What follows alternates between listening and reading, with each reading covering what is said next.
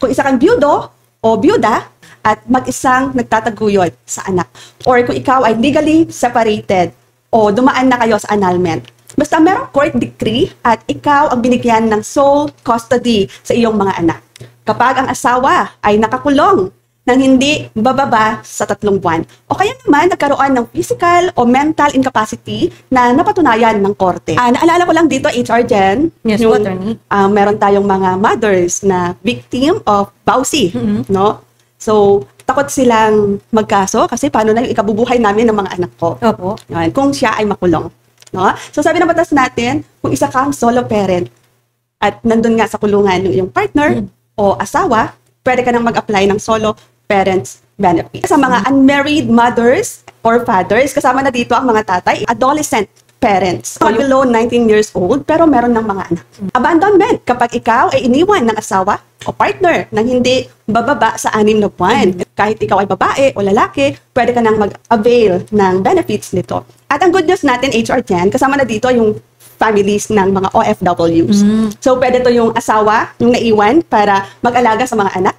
Mga kamag-anak, pinsan mo, tito mo, tita mo, nag-aalaga sa mga anak mo, pwede nang mag-apply ang ating mga tagapag-alaga ng solo parents benefit. So, pwede si lolo or lola. Ito yung buntis na ina. No?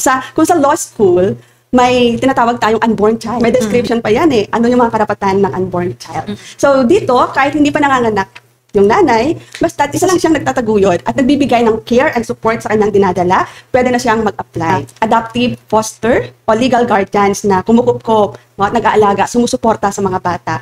At mga kamag-anak hanggang 4th civil degree of consanguinity and affinity, pwede na silang mag-apply. Iniwan lang yung bata sa lolo or lola. Iniwan lang yung bata sa kapatid, no? O nawala yung magulang. O kaya pumanaw ang magulang ng bata. At syempre, kung sila ay senior citizens na nag-aalaga ng apo na wala pang 22 years old, o kahit sabihin natin lagpas na sa 22 years old, kung yung bata ay may kapansanan, entitled din sila sa mga benepisyo ng batas. Bukod pa sa kanilang privilege, no, na nakukuha bilang senior citizens sa ilalim ng Expanded Senior Citizens Act sa mga nanonood ngayon na nag-iisa sa pagpapalaki ng bata. Kahit hindi kayo ang biological parent, nakikita po kayo ng batas na to.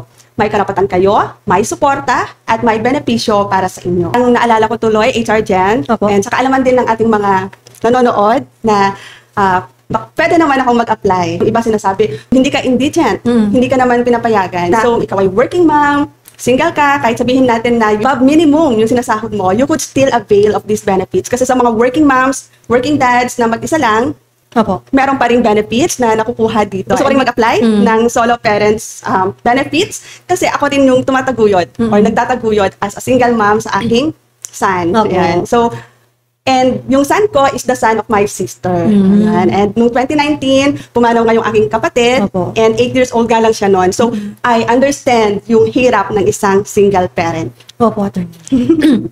Ayan, attorney, let's talk about naman sa process. Paano mag-apply ng solo parent ID? Unang-una, go to your LGU's Social Welfare Office. So, ito yung mga tinatawag nating CSWD or MSWD. Yes, merong form na kailangan fill upan. No? So, kailangan, for example, ang birth certificate ng bata. Or kaya yung parents niya is wala na, kailangan ng death certificate. Kung kasal naman, tapos umalis or naanal, syempre marriage certificate yan. And affidavits. When we say yung affidavit, ito yung salaysay, no? Na ninotaryo natin.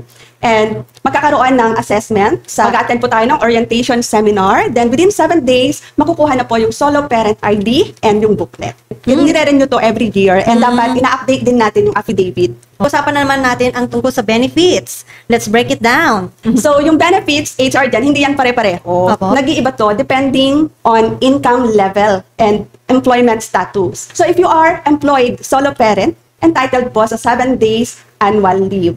So, this is on top sa kung ilang leave credits meron ka sa company. So, kung 15 days ang binibigay sa'yo ng company na leave credits for 1 year, magkakaroon ka pa ng additional 7 days and dapat i-honor to ng company. Flexible work schedule.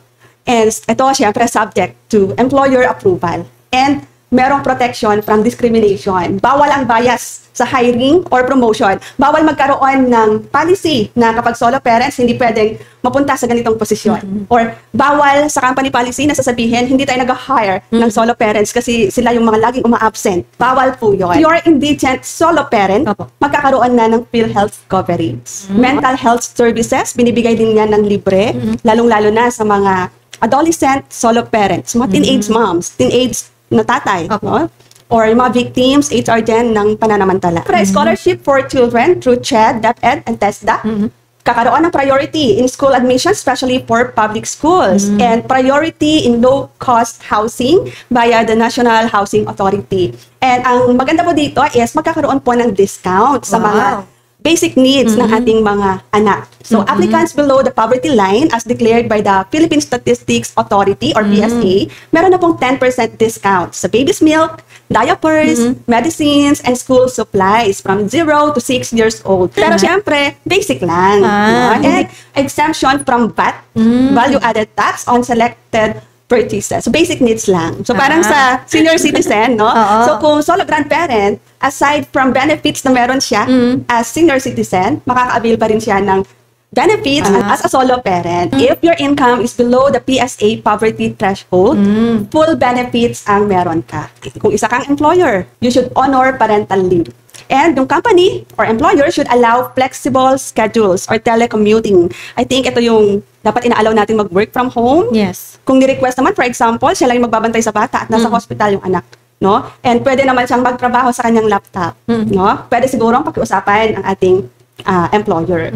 And of course, avoid discrimination. And if possible, set up child minding centers. Kung posible lang naman. So naalala ko, HR Gen, year 2019, Yes po. nasa call center pa ako noon. And magki-Christmas na, dala-dala ko yung bata. 8 years old pa lang siya noon. Kasi nakakakonsensya naman po na nagtatrabaho ako and yung bata is naiwan sa province. Kawawala lang ng kanyang mom ng September. Ayun, so dalawa lang kami. Dala-dala ko siya sa office. And nung time na yon pinagbawal ang visitor sa floor namin. So hindi ko siya maipasok. So ang ginagawa ko, kung sa 12th floor kami, nandun siya sa 4th floor. Iniiwan ko siya sa lobby wherein nandun naman yung mga bisita, naghihintay. So binibilin ko lang siya na huwag kang sasama, si stranger, and every 1 hour, sinisilip ko siya. That's why I could relate na kung ako, yung konting panahon na yung sacrifice ko na ganun, kasi andan naman si Papa, so hindi naman siya yung ako lang talaga. So kung ako naramdaman ko yun, na yung worry mo doon sa bata, na nandun sa 4th floor, sinisilip ko every hour, binibilin, how much more sa ating mga full-time solo parent. Grabe, attorney, no? Ang hirap ng may anak ka, tapos nagtatrabaho ka, tapos ikaw lang mag-isa na nag-aalaga sa bata, hindi mo alam kung saan mo siya ipapabantay. Yan. So, sana manawagan tayo sa mga gumagawa ng batas. Sana magkaroon ng daycare center. Alam ko ngayon, daycare center meron, pero yung bago pa mag-grade 1, yan.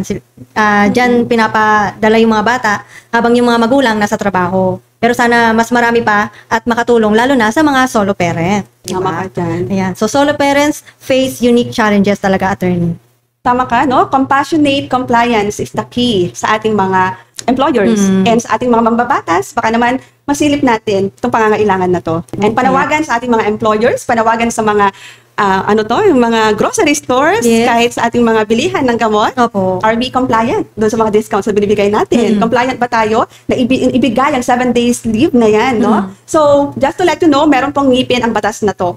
Pag ikaw ay na-deny yung iyong solo parents' rights, pwede po tayong magreklamo kasi meron tong kaparusahan. Kung ginawa yan ng isang tao, kumpanya, o kahit anong ahensya, dinecline ka ng ating CSWD, pero eligible ka naman, meron tong kulong.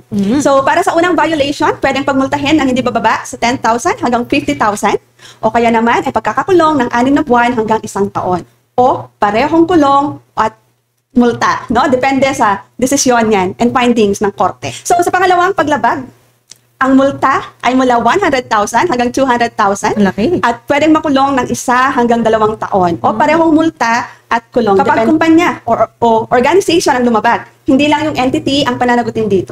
Siyempre, mga opisyales o empleyado na direktang sangkot sa paglabag. At hindi lang yan. Pwedeng ipa-cancel o ipa-revoke ng otoridad ang business permit, franchise o permit to operate ng negosyo na patuloy na lumalabag sa batas na to.